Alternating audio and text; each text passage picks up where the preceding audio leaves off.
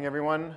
My talk's a lot less scary than the last one, and I'm actually glad I don't work in the security space, because it sounds terribly complicated. Let's make sure this works. There we go. First thing I'm going to do is just get a little bit of housekeeping stuff out of the way. I'll tell you about, just 2 seconds, what our company does so that you have some context about what I'm talking about. And then I'll give you, this is an old slide, but that's all right. A quick summary of what we're gonna talk about. So my company, Clarify, is a platform with an API that ingests audio and video and gives developers access to their content. So we do that using speech technologies, so that our clients don't have to know anything about machine learning, speech technologies, et cetera. I'm the CEO of the company. I'm one of the founders. I know a fair bit about speech, but I'm an engineer by training, and my job is to work with the people who are smarter than I am and get their technology into the hands of people who are more naive, or whose jobs just doesn't require having to know about these technologies. So very quickly, I'm going to go through a brief history of deep learning in the speech space. Then I'm going to talk about adaptation, which is really the focus of this talk. And then I'm going to talk about the latest research being the research in the past 12 months, really. So one of the things at the last deep learning conference, the Rework conference in San Francisco, somebody gave a talk and went through the history of deep learning in speech and did a really good job and timelined it with all the major events, et cetera. I'm not going to repeat that. Instead, I'm going to look at it from the point of view of the people that I consider heroes or big influencers in this space, and I'm going to back that up with some data that I found that I think is really interesting. So the first guy that I wanted to bring up is a guy named Tony Robinson from Cambridge. His thesis, published in 1989, on neural networks and using neural nets in speech for speech recognition, had a really big influence on people who were working in the field at the time, and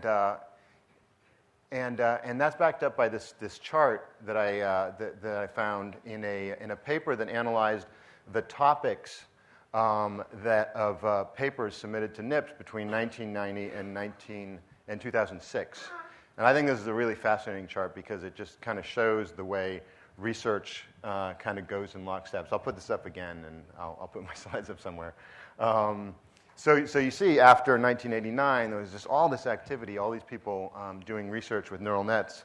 But then, in parallel, there were a big group of people who were working on HMM or GMM/HMM frameworks, and I'll just shorten that to HMM from now on.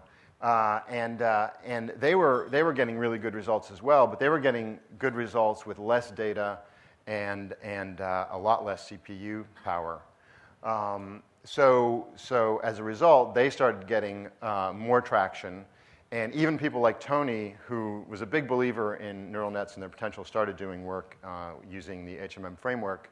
And you can see that. Again, in this data, you start seeing the rise of interest in mixture models and vector machines.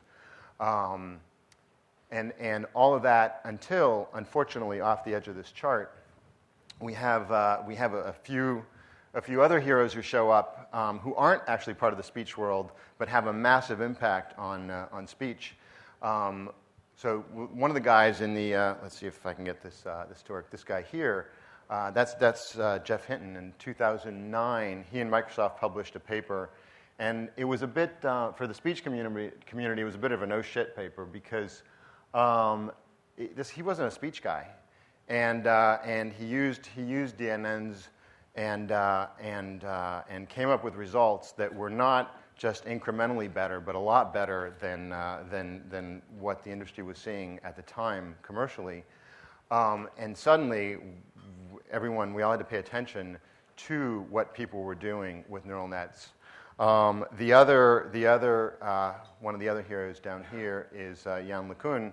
Now he's a vision guy, has nothing to do with speech, and as far as I know, he's one of the few vision guys who hasn't tried his hand at speech work. But he's a bit of a hero because even while people in the vision space had kind of given up on DNNs, he kept working on them, and ultimately was vindicated. And if we had, let's see, no, unfortunately I don't. I have to go back. So if this chart extended, and one of the things I'd like to do is either extend this chart myself or go back to the people who wrote this paper and bring it back. After 2009, we'd see a massive change in the topics of the paper. In fact, by 2012, 70% of the ICAST papers were on DNNs, which is a really extraordinary change when you see that by 2006 we're down to 0. So the third hero in this story, the guy with the sword here on the right, is someone you heard yesterday. That's Andrew Ng. And I was going to say, you know, Andrew's not a speech guy, but if you listen to him yesterday, he's clearly become a speech guy. So these are the four people that I think right now have had the most impact on where we are today in speech. So now I'm going to talk about adaptation. So arguably, when you're talking about language or you're talking about vision, you have somewhat less complexity than when you're talking about speech. And the reason for that is because of the need in speech for online adaptation. And I'm going to talk about 3 different needs for adaptation in the acoustic area, and then I'm going to talk very briefly about language model adaptation. So in the acoustic area, the first thing we need to adapt, of course, is to the speaker, right? And there are several different reasons we need to do that. One is because of accent. So most corpi are recorded by native speakers, but especially in English, a lot of English speakers are not native. So we need to be able to adapt to those. The other is that we rarely have corpuses that are recorded by both men and women, certainly not the same material. And the third is that everybody's mechanics are different, so everybody's vocal apparatus is different. And so we need to be able to adapt in real time to speakers. Now, in the HMM framework world, we can adapt in under 10 seconds to a speaker, which is amazing. And we need to figure out how to do that in the DNN framework. And as you've heard as you heard yesterday, there are a lot of people who are working very hard to do that. The second thing we need to adapt to, of course, is noise. And this is something we're not very good at doing in any framework, but there are some techniques for dealing with it in the HMM framework. And so it's the barking dog, it's the air conditioning system. We have a really good example of that here. It's the motorcycles outside. It's anything that's going to interfere with recognition. And for those of you who are in speech, know that you know, inject enough noise into something, and recognition just drops to 0. So I mentioned Andrew Ng earlier, and you know, he published a paper last year that had such a big impact on everyone that even VentureBeat wrote about it. And VentureBeat doesn't usually pick up on academic papers.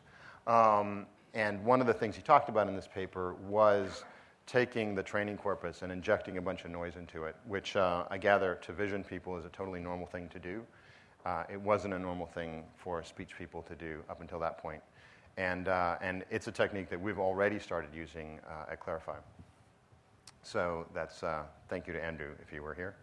And the last one, of course, is changes in attenuation. So the training corpuses normally have you know, things are pretty well controlled, even if they're in, say, moving vehicles, et cetera.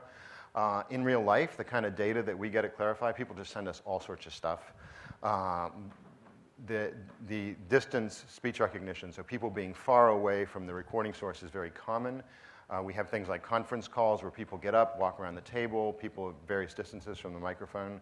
So that kind of adaptation is really important. So those are the 3 main areas of acoustic adaptation that we need to deal with, and then we need to talk about the language model. And this is much less of a problem. As you heard Tara say yesterday, really most of the research is on the acoustic side. But there is an issue with language, because one of the things we learned in the sort of traditional n-gram language model days is that you actually don't need that much in order to have an effective language model. In fact, if you have the right data, you can do with 1/10 the data that you would normally start with. And one of the things that RNN language models have shown is that if you just have a lot of data, it's fine in most cases. But we still have cases where, in fact, we don't have training data. So this is an example of sort of a very specialized case. This is an operator in a washing machine repair call center, for example. Traditionally, if we had just a little bit of speech to work with, there'd be absolutely no problem adapting and interpolating a big background language model with whatever it is that these people normally talk about. And that's not the case in the DNN world. And it'd be really nice if we could figure out how to take these small language models and inject them into the framework. My last slide, I'm just going to apologize. It's a little bit hard to unsee, but the woman who sort of did these drawings for me is Japanese, and she takes things very literally. And I said, so we're going to talk about the sort of the cutting edge, and this is what she came up with. I actually wasn't going to use it, and people in my company said, no, it's a great slide. You should definitely use it. So yeah, that's kind of where we are today. Actually, we always feel like that's where we are. And so to sort of summarize the areas of research, and again, you've heard this in the past 2 days. What we're seeing, there's two big strands. One is people taking techniques from older frameworks and trying to bring them into newer frameworks. Now, the reason that's required, and the reason that hasn't been done yet, is because the DNN framework has been so successful, and you heard Tara say it, you heard Andrew say it, we could just sort of forget everything we've learned over the past 20 years, and we still get better results, right? Which is amazing. But people are saying, well, hang on, maybe if we could take some of that knowledge and inject it into the framework, that would be really good. And we're seeing incremental improvements, nothing earth-shattering yet. And the other is Charlie, I think, yesterday was explaining some of the techniques they're using in vision, and we're starting to see people try some of the same things in speech, and some of that looks pretty promising as well, especially in the context of noise suppression and speaker adaptation. So to sort of sum all this up, you all heard the panel, or most of you heard the panel yesterday of deep learning in the real world. In our real world, in the speech world, most of the commercial recognizers are still using older frameworks. In our company, we're doing a lot of research with newer techniques, with DNNs and RNNs, and we're slowly starting to bring that online into our platform. So it's definitely happening. The speech world isn't sort of jumping into this wholesale. We're still a ways from the 95% that Andrew mentioned yesterday, at least with the kind of data that we see. But we're looking forward to getting to that really magical 99% where it's just like having humans listen to the content that we get. And we think that one of the ways to get there is to take everything we've learned over the past X number of years, inject it into this new framework, get all these techniques working together, and slowly march there. Anyway, that's all I have for you today. Thanks very much. And of course, we're hiring scientists and we're hiring engineers.